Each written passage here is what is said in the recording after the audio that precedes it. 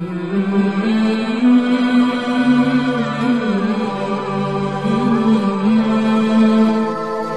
نبی پاک صلی اللہ علیہ وسلم نے فرمایا جو رب کے بندے ہوں گے ان کے قیامت کے دن چہرے چمک رہے ہوں گے.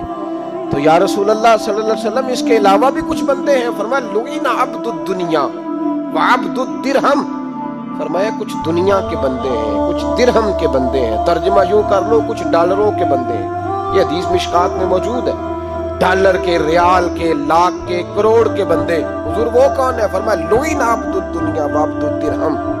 جو دنیا کا اور دولت کا بندہ بنے وہ لعنتی ہے، ملعون ہے. یہ خدا کا بندہ رہا ہی نہیں، یہ پیسوں کا بندہ بن گیا ہے، دولت کا بندہ بن گیا ہے. اس کا معیار بدل گیا ہے. حضرت سالم بن عبداللہ بن عمر حضرت عمر فاروق کے پوتے تھے، کعبے کا طواف کر رہے تھے. طواف مکمل ہوا، 8واں استلام کر کے مقام ابراہیم کے پاس نماز پڑھنے لگے تو خلیفہ وقت کا آ گیا، گورنر.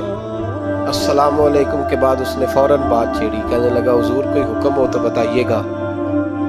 تو آپ کہنے لگے تو بڑا ہی بیوقوف ہے یار، تجھے کس نے گورنر بنایا؟ بڑا تو بیوقوف ہے، تجھے تو سلیقہ ہی نہیں بات کرنے. کہا حضور کیا ہوا؟ فرمانے لگے خدا کے گھر میں آ کے اور کعبے کے سامنے کھڑے ہو کے میں بندوں سے سوال کروں، یہاں کے بھی بندوں سے مانگوں، تو بڑا ہی بیوقوف ہے.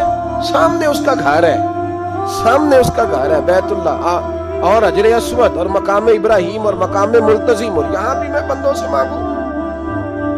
کہتا ہے مجھے بھی کبھی کسی نے ڈانٹا نہیں تھا، میرے بھی پیروں تک پسینہ نکل گیا. تو میں مسجد الحرام سے باہر نکل کے، یوں سمجھ لیں کہ جب لوگ باب عبدالعزیز سے یا باب فہد سے باہر آ جاتے ہیں، کہتے ہیں باہر نکل کے نا میں کھڑا ہو گیا. میں نے کہا چلو فارغ ہو کے آتے ہیں تو بات کرتا ہوں. حضرت فارغ ہو کے آئے تو میں نے کہا حضور اب تو بیت اللہ سامنے نہیں، اب بھی کوئی سوال کرے.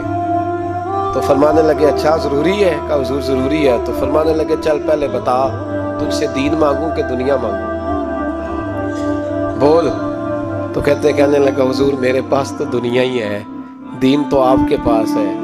جب یہ جواب دیا تو حضرت سالم چلنے لگے اور چلتے چلتے فرمانے لگے جا اپنا کام کر، دنیا تو میں نے اس سے کبھی نہیں مانگی جس نے دنیا بنائی ہے، میں نے اس سے نہیں کبھی مانگی، تو تو کیا حیثیت رکھتا ہے؟ میں نے تو اس سے بھی جب بھی مانگا ہے یا اس کا قرب مانگا ہے یا اس کے رسول کی غلامی مانگی ہے، تو اس سے نہیں مانگتا جس نے بنائی ہے. تو کیا دے سکتا ہے؟ تیری کیا حیثیت ہے؟ تو بھائی ان لوگوں نے قریب پھٹکنے نہیں دیا، ان کے قریب یہ چیز آئی نہیں. بے نیاز لوگ تھے، توجہ ہی نہیں تھی. حضرت محبوب سبحانی غوث اعظم شیخ عبد القادر جیلانی رضی اللہ تعالیٰ آپ ایک کاروبار بھی کرتے تھے، تو آپ کا کچھ مال آ رہا تھا جہاز کے ذریعے. ایک بندے نے خبر دی کان میں حضور جہاز ڈوب گیا. فرمانے لگے الحمدللہ الحمدللہ. ڈوب گیا جناب، یہاں جہاز ڈوب جائے تو بندہ بھی ڈوب جاتا ہے.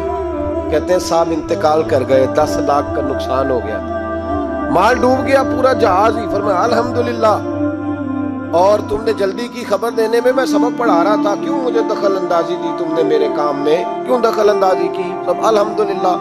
تھوڑی دیر کے بعد اس نے پھر کان میں کہا حضور وہ غلط خبر تھی، جہاز بچ گیا. فرمانے لگے الحمدللہ.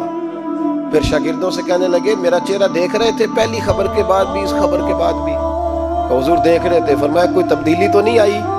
کہ حضور نہیں. فرمانے لگے شکر الحمدللہ، رب نے میرا دل دولت سے نہیں جوڑا، اپنی ذات کے ساتھ جوڑ کے رکھا ہوا ہے، تبدیلی تو نہیں آئی. یہاں تو ٹینشن ہی ٹینشن ہے، ڈپریشن ہی ڈپریشن. اور بات کس کی ٹینشن ہے؟ پیسے کوئی نہیں، دولت کوئی نہیں. کوئی چکر چل جائے نا کبھی، اس سے بھی کبھی پوچھ جس کے پاس ہے وہ تجھ سے زیادہ غریب ہے، اس سے کبھی پوچھ وہ تجھ سے زیادہ آزمائش میں ہے. غریب شہر تو فاقوں سے مر گیا، لیکن امیر شہر نے ہیرے سے خودکشی کر لی. اس کو بھی تو پوچھ اس کا کیا حال ہے.